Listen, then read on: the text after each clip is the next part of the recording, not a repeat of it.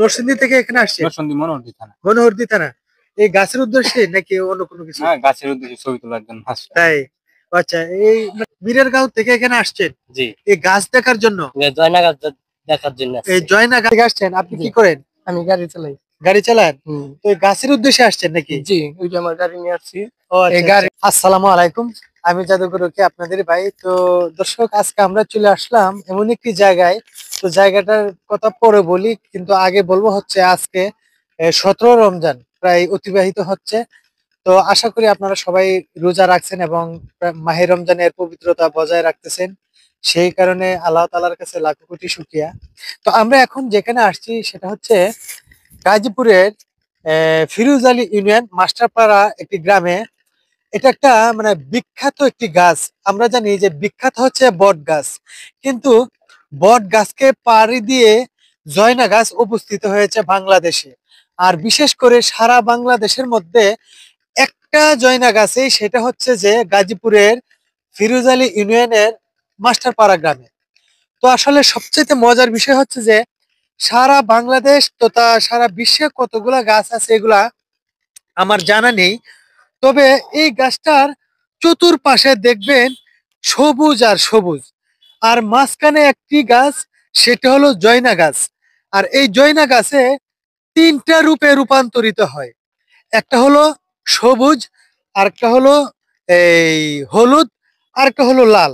যখন লালটা ফুটফুটে হয়ে ওঠে তখন চারপাশে সবুজ ধানের ঘাসের যে একটা মানে রূপ, এবং মাঝখানে এই জয়না গাছের লালের একটা রূপ, সেই দুইটা একত্রিত হয়ে যেন বাংলাদেশের মানচিত্রটা মানে একদম ভরপুর হয়ে ওঠে। এটা আসলে একটা সুন্দর মানে পরিবেশ সৃষ্টি করে এই জায়গায়।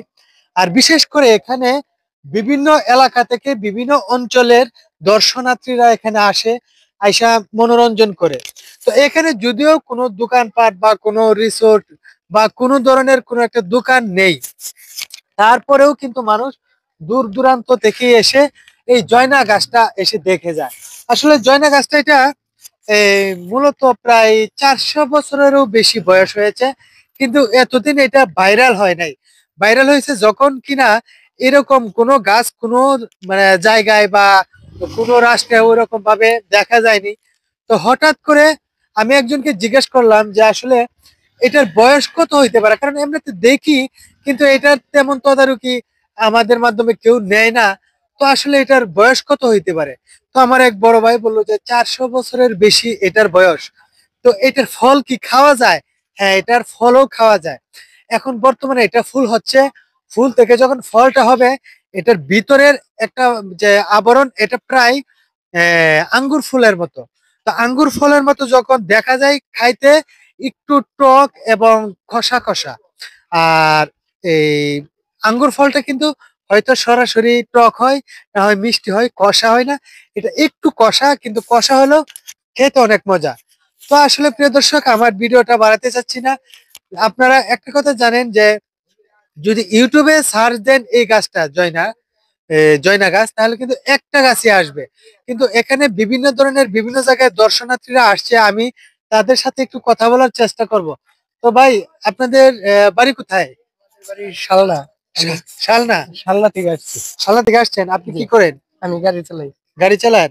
তো এই গাছের উদ্দেশ্যে আসছেন নাকি? জি, ওই যে আমার গাড়ি নিয়ে আসছি। ও আচ্ছা, এই গাছের উদ্দেশ্যে আসছি। ও গাছের উদ্দেশ্যে এই গাড়ি রিজার্ভ করে নিয়ে আসছেন? না, গাড়ি আমার নিজের। ওই তো, হ্যাঁ, মানে রিজার্ভ করে নিয়ে আসছেন, এই তো? হুম। তো প্রিয় দর্শক, দেখতেই পাচ্ছেন যে আসলে মানে শুধু এই যে কোন জায়গার কথা বললেন? শালনা, গাজীপুর শালনা। গাজীপুর শালনা। শুধু গাজীপুর শালনা না, আরো দূর দূরান্ত থেকে লোক আসছে। এদিকে আমার বড় ভাই একজন হুজুর। আসসালামু আলাইকুম। ওয়ালাইকুম সালাম। ভাই, আপনার বাসা কোথায়? আমার বাড়ি কারখানা। কারখানা কোথায় এটা? মিরের গাঁও। মীরের গাঁও।